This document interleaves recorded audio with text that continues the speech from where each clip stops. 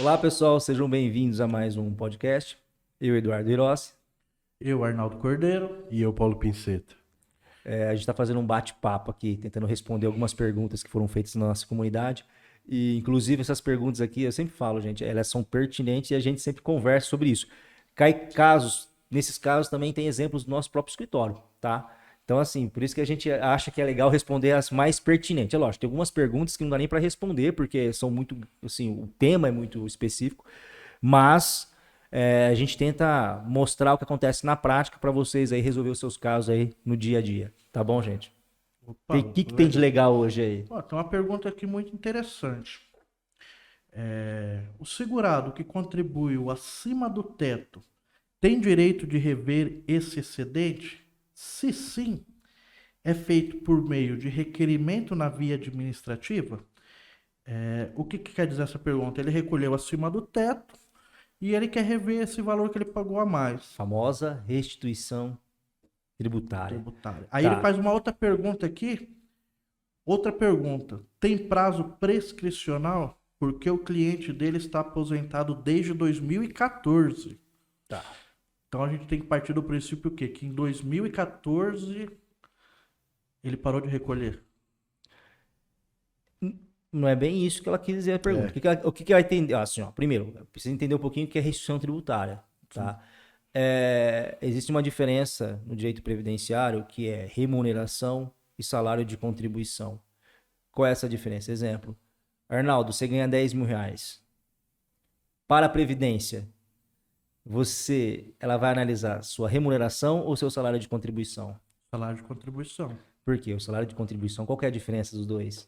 O salário de contribuição é limitado, ele é um limitado ao teto, né? E a remuneração a empresa paga pelo valor Pelo mesmo. valor da lei que remuneração.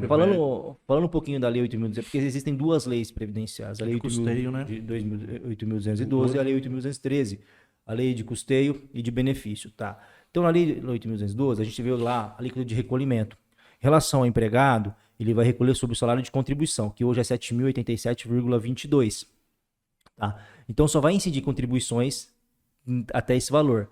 Em relação ao empregador, ele recolhe sobre a cota patronal, que de início é 20% da remuneração. Se você recebe 10 mil, vai incidir 20% sobre 10 mil. Tá? Essa é a principal, o início de tudo. Agora, quando a gente fala de restituição tributária, exemplo, vamos pegar os casos aí, inclusive para vocês aí que mexem com isso, tá? Com médico, geralmente médico, professores, contador, dentista caminhoneiro. Ele excede as contribuições, ele esquece de avisar a empresa. Então a empresa desconta a contribuição previdenciária no total que ele ganhou. Exemplo, ganhou 10 mil no mês, prestou 10 mil de serviço e incidiu contribuições previdenciárias em cima desses 10 mil. Tá? Você consegue fazer a restituição tributária no que excedeu. E como você faz isso? A restituição é feita diretamente pela Receita Federal. Tá? Não é feita pelo INSS. O INSS não administra a contribuição. Compete à Receita Federal. Esse é o conceito. E aí, prescreve 5 anos, né? Você consegue fazer dos últimos 5 anos. 5 anos. Tá?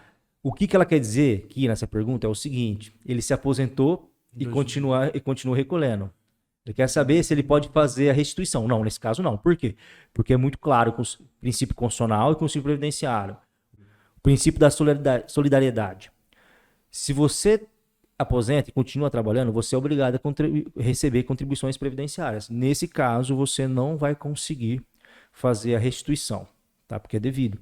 Agora, se você aposentou e continua trabalhando, mas as suas contribuições excedem ao teto, né? Aí você pode fazer uma restituição tributária. Junto à Receita Federal, Sim. né? E dá um trabalho, porque você tem que comprovar, dá um trabalhozinho isso aí, viu? Assim, para quem quer aumentar um leque, né, no escritório, aqui a gente não faz. A gente tem quem faz, que eu indico, mas a gente não faz porque dá muito trabalho fazer isso aí. Sim. Mas tem essa possibilidade, sim. Perfeito. Então, para o nosso colega aqui, tem sim uma solução. Tem uma solução. Só que é trabalhosa. E aí, Paulo, você tem... Tem uma pergunta interessante, um pouco complexa aqui, mas vamos lá. Professor, estou fazendo um BPC, todos os requisitos estão preenchidos, com certeza. uma vez que já conferi tudo. Entretanto, no CNIS da pessoa, em estado de miserabilidade, tem um vínculo em aberto. Deu emprego de 5 anos atrás, que consta no CNIS. Pergunta.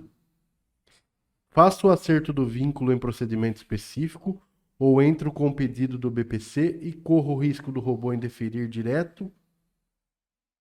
Alguém já passou por essa experiência para esclarecer? Se me oriente, tal. Já foi até indeferido aqui no escritório. Exatamente. É assim, ó.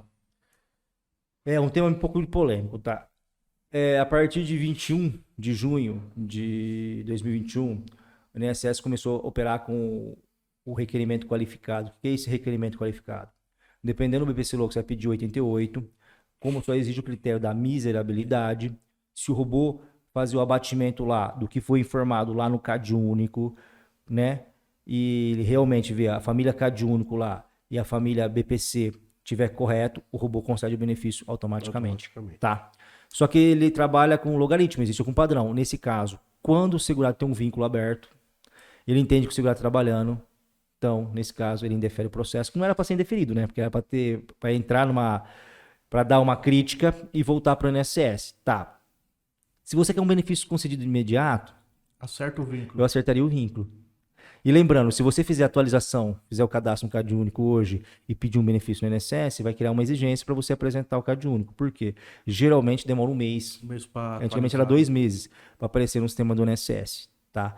Então é uma dica que eu deixo. O que eu faria? Eu preferia perder um tempinho, acertar esse vínculo para não correr esse risco. Reabertura de tarefa é chato, às vezes a agência não atende, a maioria da agência não está atendendo a reabertura de tarefa, e ter que fazer uma nova solicitação também é ruim. Então, nesse caso, né, Paulo, é melhor fazer o Paulo sempre faz acerto, tá? E se ela está perguntando se sim, vai indeferir de pronto. Ponto pacífico. Estava indefinido, a gente não sabe se mudou o sistema, porque teve uma nova versão agora, pode ser que tenha modificado, mas em tese sim. Muito bom. Estava indefinido sem ter atividade aberta. Outra coisa também. Às vezes a pessoa tem uma empresa aberta no nome, tá? E a empresa, o INSS, você tem que pedir para comprovar a não movimentação da empresa. Encerramento quando é MEI. Não, na verdade não. Não precisa ser encerramento. Exatamente. A empresa tem que ser igual, o exemplo, ela tem que estar na ativa. Porque você concorda comigo, às vezes a pessoa não consegue fechar na Receita Federal, tendo de vista valores financeiros. Sim. Então, daí nesse caso tem que comprovar que essa pega, tem lá, se você entrar na internet, você vai conseguir ter acesso lá da Receita Federal, junta comercial, você também tem acesso, tudo isso, tá? Quando é MEI é mais fácil, porque MEI você entra lá no MEI e pede aquela declaração de movimentação durante o ano, aí você consegue fazer isso. Mas já faça um requerimentozinho explicando isso. Que não teve movimentação e não fechou por falta de possibilidade financeira. Porque, nossa, o sistema hoje tá igual, 42 já tá concedendo automático. O benefício de aposentadoria por tempo de contribuição já tá concedendo automático. Se você tiver que juntar algum período, você esquecer de informar que você quer com reconhecimento de atividade especial, ou às vezes você tem um período certinho, você quer fazer a complementação e quer pedir no benefício. Então você não tem essa possibilidade. Então você vai colocar tudo não lá, nas possibilidades, e o robô indefere. O que você pode fazer? Tá, pode enganar o robô. Como que você engana o robô?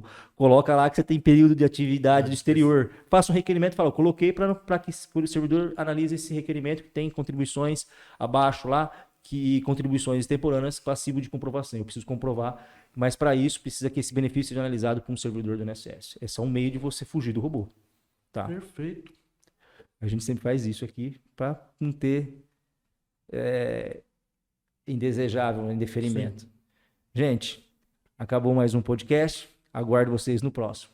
Até mais. Até mais.